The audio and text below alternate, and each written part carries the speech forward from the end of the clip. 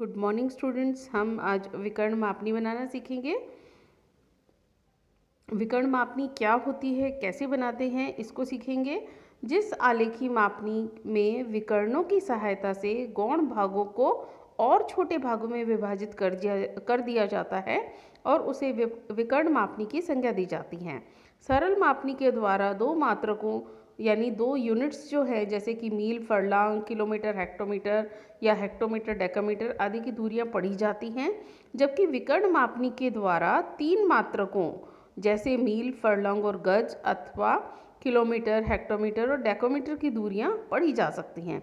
इसके अतिरिक्त यानी अभी हम सरल मापनी पर जो पढ़ रहे थे, एक चीज़ को पढ़ रहे थे और उसमें दो यूनिट्स को बतला रहे थे कि हाँ भाई, मीटर में मीटर वाली माप या सेंटीमीटर वाली माप या मील और गज, इसमें यानी दो दो यूनिट्स के माप को हम देख रहे थे। अब इसमें विकर्ण मापनी में हम क्या देख रहे हैं, तीन तीन माप की दूरियों को हम आसानी से उसमें दर्शा सकते हैं।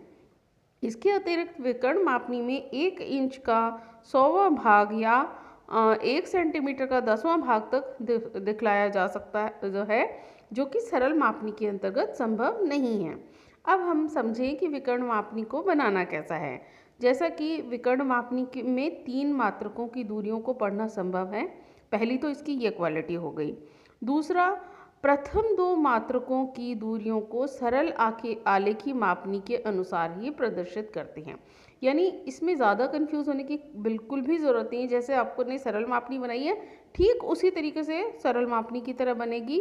प्राथमिक भाग पर जो हमारी सबसे बड़ी यूनिट है वो आएगी और गौण भागों पर उससे छोटी यूनिट आएगी, और जो तीसरी यूनिट जो सबसे छोटी यूनिट है वो आपको तीसरी जो उसके उपविभाग किसमें, जो गौण भाग के ऊपर ही हम लंब डालकर उसमें विकर्णों की सहायता से उसको बनाएंगे। अब इसमें तीसरे मात्रक की दूरी को मापनी के गौण भागों पर बनाए गए आयतों यानी रेक्टेंगल्स जो हैं उसमें विकर्ण खींचकर प्रदर्शित किया जाता है। प्रत्येक विकर्ण संबंधित गौण भाग पर बने आयत में समान अंतर पर निश्चित संख्या में आयत की क्षैतिज भुजा के समानांतर खींची गई सरल रेखाओं को अलग अलग अनुपातों में विभाजित करता है। अब इसको एक उदाहरण के माध्यम से हम समझेंगे कि यदि किसी आयत में क्षैतिज रेखा के अतिरिक्त समान दूरी के अंतर पर खींची गई समानांतर रेखाओं की संख्या 10 है, तो आयत की विकर्ण की पहली रेखा को हम 1:9, दूसरी को 2:8, तीसरी को 3:7, चौथी को 4:6, यानी इसी तरीके से क्रमशः हम करते जाएंगे विभाजित, और उसकी 10वीं भुजा आयत की क्षैतिज भुजा की लंबाई को प्रदर्शित करेगी।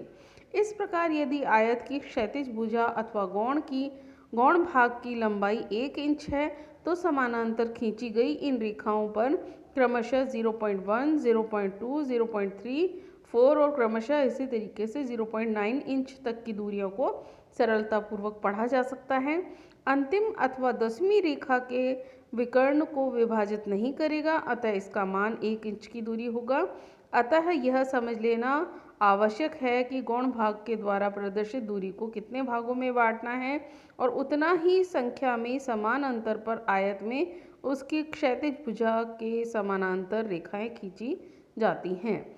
आपको पढ़ने में थोड़ा सा ऐसा लग रहा होगा कि बहुत कठिन है, कुछ भी कठिन नहीं है। अब इसे बनाने का जो तरीका है, सरल तरीका, वो आपको इसमें समझ में आ जाएगा। अभी उपरोक्त विवरण से स्पष्ट होता है कि विकर्ण मापनी में विकर्णों की सहायता से गौण भागों के द्वारा प्रदर्शित दूरियों को आवश्यकता अनुसार संख्या में समान भागों में विभाजित किया जाता है, जिसमें मापनी में छोटी छोटी दूरियां पढ़ी जा सकें। अब इसको क्वेश्चन से समझिए तो आपको आसानी से बिल्कुल समझ में आ जाएगा। जैसे ये क्वेश्चन है, 1:63,360 निरूपक भिन्न पर बने मानचित्र के लिए एक विकर्ण मापनी की रचना करनी है हमें, जिस मापनी में 3 मील, 3 फरलंग और 132 गज की दूरी को प्रदर्शित किया जाएगा। अब इसमें देखिए, 3 यूनिट्स कौन कौन सी हो गई, मील हो गई, फरलंग हो गई और गज हो गई। ठीक है। अब कितने प्रेजेंट करना है हमें? 3 मील 3 फरलंग और 132 गज की दूरी को प्रदर्शित करना है। और आरएफ कितना है? 1:63,360। तो निरूपक भिन्न यानी आरएफ के अनुसार 1 इंच की दूरी प्रकट करती है कितने? जो यानी मानचित्र के 1 इंच की दूरी को प्रकट करती है, वो हमारी धरातल पर जो दूरी है वो कितने इंच को प्रकट करती है? 63,360 इंच यानी 1 मील को प्रदर्शित करती है। अतः 5 इंच की दूरी कितनी दूरी को करेगी? 5 मील को। अतः 5 इंच की कोई सरल रेखा खींचेंगे जो 5 मील की दूरी को प्रकट करेगी। अब इस रेखा के 5 समान भाग कर लेंगे। 5 समान भाग करने पे प्रत्येक एक भाग 1 मील की दूरी को प्रदर्शित करेगा। अब इसमें विभाजक बिंदुओं पर लंब उठाइए। फरलांग दिखलाने के लिए बाईं ओर के पहले भाग को 8 समान भागों में विभाजित कीजिए। यानी ये क्वेश्चन देखिए, आप में नीचे देख रहे हैं आप इसमें कि हमने 1 2 3 4 5 इंच की हमने एक रेखा खींची। उसमें आपने ये 0 मैं दिखा रही हूँ, यानी इसका जो प्रथम भाग है उस पर हमने नीचे 0 लिखा। फिर 1 2 3 4 तक हमने करा, क्योंकि 0 से 4 तक तो हो गई हमारी ये प्राइमरी स्केल या जिसे हम प्राथमिक स्केल कहते हैं। और 0 से ये जो 8 फरलांग की तरफ जो आपको नज़र आ रहा है ये बड़ा देख रहे हैं आप, तो यानी मील इस तरफ दिखाई, दूसरी तरफ हमने उसके 1 मील के अंतर्गत कितने फरलांग होते हैं? 8 फरलांग होते हैं। तो इसलिए हमने उसके कितने उपविभाग किए हैं? 8 उपविभाग जो हमारे दर्शा रहे हैं किसको? फरलांग को। और फिर जहाँ 8 लिखा है उसी में ऊपर हमने लंब डालकर उसमें हम क्या दिखलाना चाह रहे हैं? गज को। तो गज को हम दिखला रहे हैं। और इसी तरीके से यानी गज को दिखलाने के लिए अब हमारा वो जो लंब हमने डाले ऊपर देख रहे हैं 220 गज, यानी अब 220 गज और इसको हमने विभाजित कितने हिस्सों में किया है आप देखें। लंब डालकर 1 2 3 4 5 6 7 8 9 10 भागों में इनको विभाजित किया है। ऊपर वाली 0 से लेकर ऊपर जाएं तो 10 भागों में विभाजित करके उन पर विकर्ण डालें और जो हमारी गज की दूरी को प्रकट कर रहा है। अब ये देखिए हमें कितना दिखाना था? 3 मील 3 फरलांग और 132 गज। अब अब आप ये देखिए कि आप इसमें देख रहे हैं इधर मील की तरफ ये 1 2 3, यानी ये एरो आपको नज़र आ रहा है कि हमने 1 2 3 पे ये एरो लगा दिया, यानी हमें कितना दिखाना है? 3 मील की दूरी है हमारी। 0 से 3 तक देखो तो 3 मील हो गया। अब इधर हमने देख रहे हैं आप फरलांग में आइए। फरलांग में आप देख रहे हैं 0 से 1 2 1 0 से 2 4 और 2 4 के बीच वाली रेखा हमारी कितने को दर्शा रही है? 3 को। तो हमारा ऊपर वाले हिस्से में हम दिखाएंगे ये हमारा 3 मील हो गया।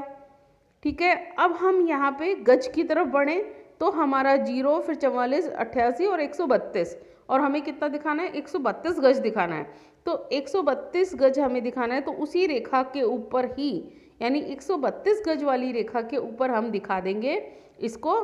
तो यानी तीनों दूरियों को हमने आसानी से प्रेजेंट कर दिया है।